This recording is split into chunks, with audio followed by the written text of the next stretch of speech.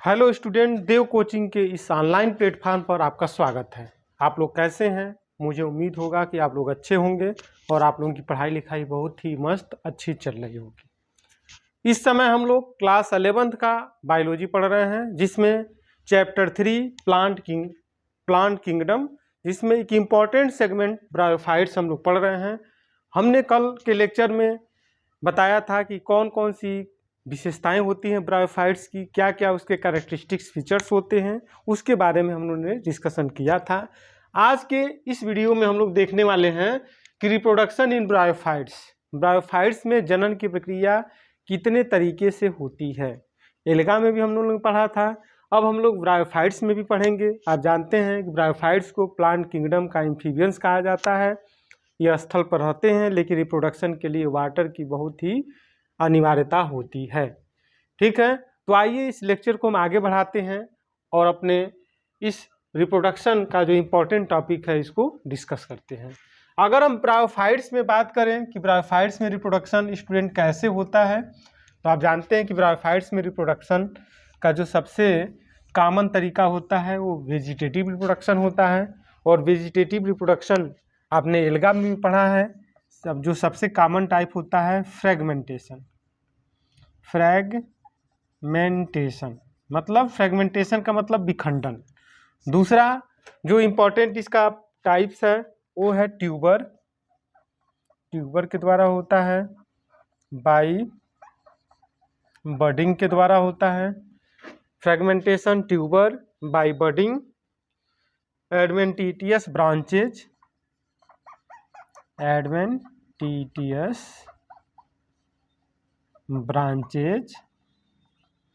और बाई जो सबसे फेमस है जेमी या जेमा कप जिसको बोलते हैं, बाई जेमी।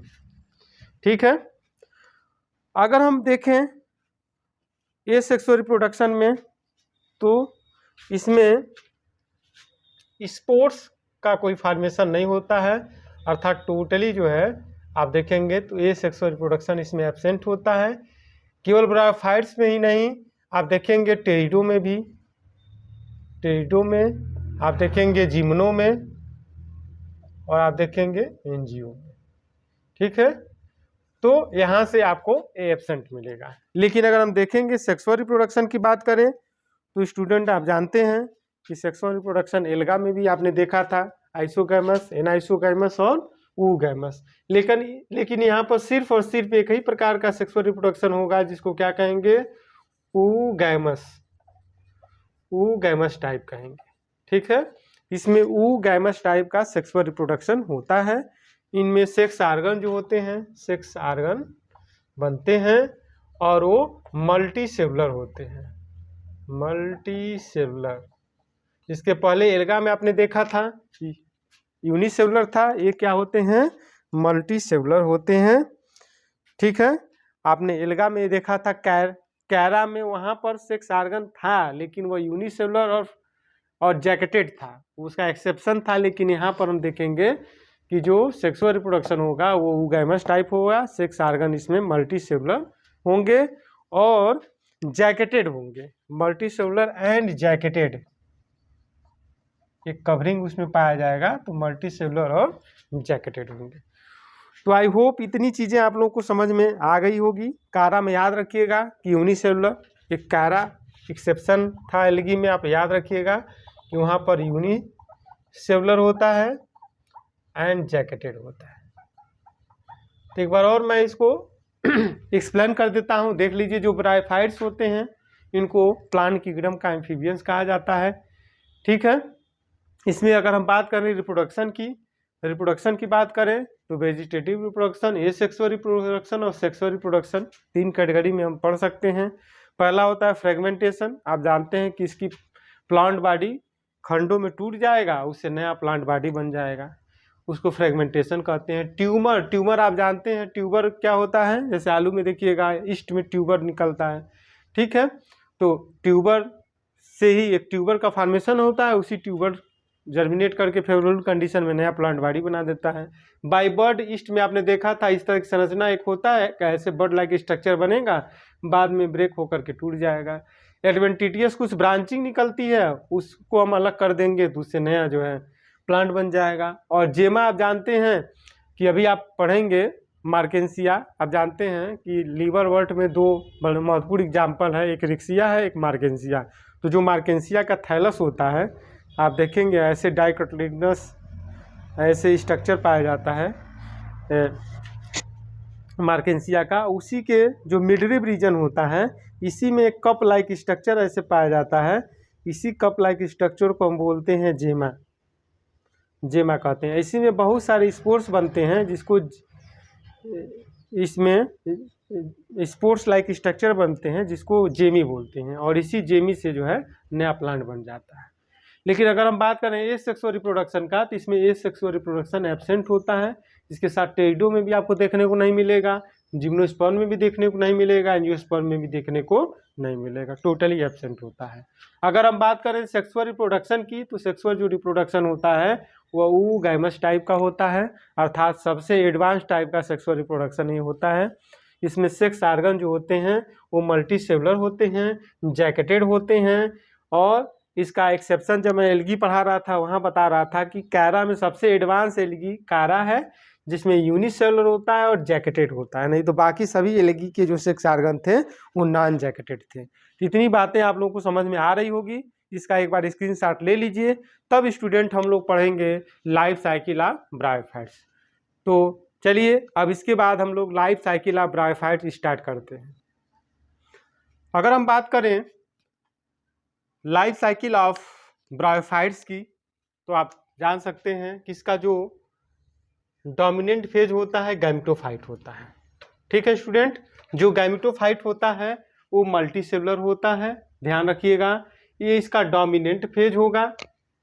और यह इंडिपेंडेंट होगा फोटोसिंथेसिस, ये ग्रीनिश कलर का होगा, जहाँ फोटोसिंथेसिस के प्रोसेस के द्वारा फूड मटेरियल बनेगा।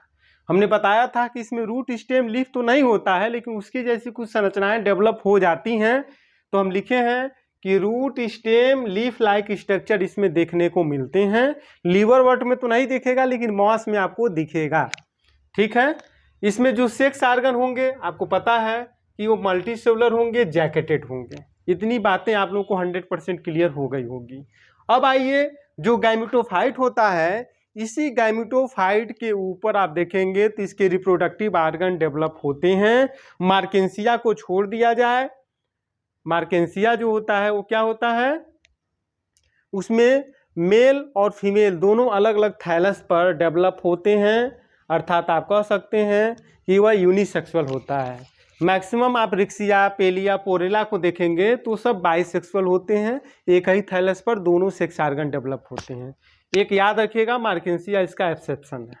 अगर हम बात करें एंथ्रीडिया की, तो एंथ्रीडिया जो है हेप्लॉयड होता है, और आर्चिगोनिया।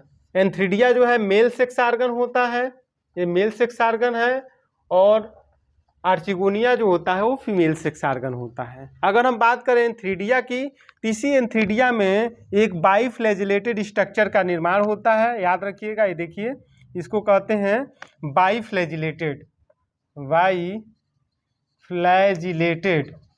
बाइफ्लैजिलेटेड स्ट्रक्चर का निर्माण होता है, जिसको एंथ्रोजॉइड कहते हैं। और इस आर्चिगोनिया में आप देखेंगे इसी में एक थैलस लाइक, एक जो है फ्लास्क लाइक स्ट्रक्चर, ये जो स्ट्रक्चर होता है इसको क्या कहते हैं, फ्लास्क लाइक स्ट्रक्चर डेवलप होता है, जिसमें एग पाया जाता है। ठीक, इसी आर्चिगोनिया के अंदर देखिए लिखा गया है जो फर्टिलाइजेशन होगा वह इनसाइड आर्चिगोनिया होगा, मतलब यह एंथ्रोजॉइड जो है यहीं पर वाटर की जरूरत पड़ती है। यही जो एंथ्रोजॉइड है जो बाइफ्लैजिलेट है, वो फ्लैजिला की सहायता से मूव करते हुए वो इसी एग के पास, ठीक है, नेक कैनाल सेल से होते हुए, ठीक है, वेंटर कैनाल से होते हुए वह एग के पास आता है और उससे फ्यूज हो जाता है। यहाँ आकर के फ्लैजिला यहाँ आकर के जो है मेल गैमेट से यहाँ फ्यूज हो जाता है, और इसी प्रक्रिया को फर्टिलाइजेशन कहते हैं। और इस फर्टिलाइजेशन से जाइगोट बन जाता है, जो 2n हो गया। अभी तक यहाँ तक आप देख रहे हैं सब हैप्लोफेज है। ठीक है, तो 50% इसमें हैप्लोफेज दिखेगा, 50% लाइफ साइकिल में डिप्लोफेज भी दिखेगा। तो यहाँ से गैमेटोफिटिक स्टेज समाप्त हो गया। ठीक है, अब यहाँ से आपका स्टार्ट हो जाता है स्पोरोफिटिक स्टेज। ठीक है, ये जाइगोट बन गया। जो जाइगोट बना है, हमने एलिगी के केस में पढ़ा था, तुरंत जाइगोटिक मियासिस हो गया और तुरंत जर्मिनेट करके जो है गैमेटोफाइट बना दिया। लेकिन यहाँ पर ऐसा नहीं होता है ब्रायोफाइट्स में। ये देखिए एडवांस कैरेक्टर है, यहाँ पर आप इवोल्यूशन को भी समझ सकते हैं स्टूडेंट। एडवांस कैरेक्टर है, don't undergoes reduction division immediately, मतलब तुरंत रिडक्शन डिवीजन नहीं होगा, उसके बाद एम्ब्रियो का फॉर्मेशन होता है। अर्थात हम कह सकते हैं कि जो ब्रायोफाइट्स होता है यह एम्ब्रियोफाइट्स है।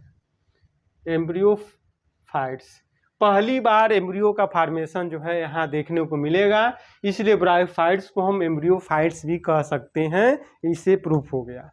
तो एम्ब्रियो का यहाँ फॉर्मेशन होगा, यही एम्ब्रियो डेवलप करके एक स्ट्रक्चर बनाता है जिसको बोलते हैं स्पोरोफाइट। ठीक है, स्पोरोफाइट, ठीक, मियोटिक सेल डिवीजन इसमें होगा और एक स्ट्रक्चर बनता है स्पोरोफाइट, और यही स्पोरोफाइट जो है 3 स्ट्रक्चर में दिखता है जिसको बोलते हैं फूट सीटा कैप्सूल। एक विशेष प्रकार की संरचना इसमें बनती है, फूट सीटा कैप्सूल दिखाई देता है। ठीक, और यह स्पोरोफाइट टोटली डिपेंडेबल होता है गैमेटोफाइट पर। लेकिन अभी मैं जब पढ़ाऊंगा आपको लीवरवर्ट, ध्यान रखिएगा, लीवरवर्ट और मास, तो ध्यान रखिएगा कि लीवरवर्ट जो होते हैं वो टोटली, लीवरवर्ट का स्पोरोफाइट टोटली डिपेंडेबल होता है गैमेटोफाइट पर, लेकिन जो मास का स्पोरोफाइट होगा वो पार्शियली डिपेंडेंट होगा। ये बड़ी महत्वपूर्ण पॉइंट है, इसको याद रखिएगा। उसका कारण मैं आगे बताऊंगा अगले लेक्चर में। ये डिपेंडेंट ऑन गैमेटोफाइट होता है। बाद में यहाँ मियोटिक डिवीजन होता है और स्पोर मदर सेल का फॉर्मेशन होता है, और यही स्पोर मदर सेल आगे चल के इसमें स्पोरिक मियासिस होगा। अब देखिए मियासिस यहाँ होने जा रहा है, एल्गी में यहीं पर तुरंत हो गया। अब यहाँ मियोसिस सेल डिवीजन होगा और जर्मिनेट करके गैमेटोफाइट बना देगा। इस तरह से एक ब्रायोफाइट्स का लाइफ साइकिल चलता रहता है। इसके लाइफ साइकिल को मैंने एल्गी के केस में बताया था, उसका लाइफ साइकिल हैप्लॉन्टिक होता है क्योंकि इसमें हैप्लोफेज लंबे समय तक होता है स्टूडेंट, और इसमें ब्रायोफाइट्स में जो होता है वो हैप्लोडिप्लो। यहाँ आप देख रहे होंगे लगभग 50% जो है 2n फेज चल रहा है यहाँ तक, और बाकी यहाँ n फेज चल रहा है। तो इसमें हैप्लोडिप्लो दोनों बराबर बराबर फेज चल रहा है, इसलिए इसको हैप्लोडिप्लॉन्टिक लाइफ साइकिल कहते हैं। लेकिन एल्गी के केस में हैप्लॉन्टिक लाइफ साइकिल कहते हैं। आई होप आप लोगों को इतनी बातें बढ़िया से क्लियर कट, क्रिस्टल क्लियर एकदम समझ में आ रहा होगा। अब अगले लेक्चर में मैं आपको लीवरवर्ट और मास पढ़ा करके ब्रायोफाइट्स को फिनिश करूंगा। मुझे उम्मीद है कि आप सभी लोगों को ये लेक्चर बहुत पसंद आ रहा होगा और सारी चीज़ें समझ में आ रही होगी। अतः जो है इस चैनल को आप लोग लाइक करिए, सब्सक्राइब करिए और अधिक से अधिक अपने मित्रों में शेयर करिए। यह विशेष रूप से मैं उन बच्चों के लिए वीडियो बना रहा हूं कि जो ग्रामीण क्षेत्र के बच्चे हैं, किसी बड़े संस्थानों में वो जा करके नहीं पढ़ पा रहे हैं, उनके लिए एक फाउंडेशन एक कोर्स की तरह से है नीट का। उनके लिए बायोलॉजी सेक्शन की बहुत अच्छी यहाँ से वो तैयारी कर सकते हैं। तो thank you all of you.